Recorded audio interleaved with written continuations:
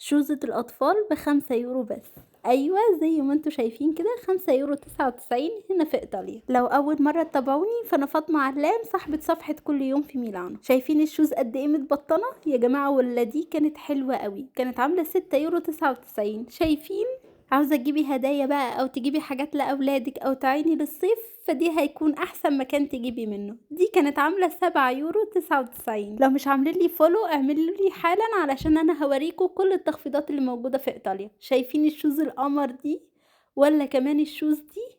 شايفين؟ كانت عاملة 7 يورو 99 بس. انا بحب اروح هناك لان الشوزات بتكون شكلها حلو وخامتها حلوة، غير انها كمان بتكون رخيصة. مش معنى كده ان انا ما بجيبش لابني حاجات ماركات، لا طبعا، ما يمنعش ان احنا نجيب شوية كده وشوية كده، ولو حابين نجيب هدايا برضو الاسعار هناك هتكون حلوة جدا. انا ما عنديش في حياتي اغلى من اولادي، فلازم البسهم حاجات تكون حلوة وجميلة وشيك. بصوا بقى الشوزة دي كانت عاملة 13 يورو، ولا دي كانت حلوة قوي، طالعة موضة دلوقتي لانها بتدفي وهتكون حلوة قوي للمطر، وكان في منها اشكال كتير قوي. ما تنسوش تعملوا لي لايك وفولو وسيف للفيديو علشان انا هوريكم كل الحاجات اللي موجودة في ايطاليا بكل التخفيضات. سلام.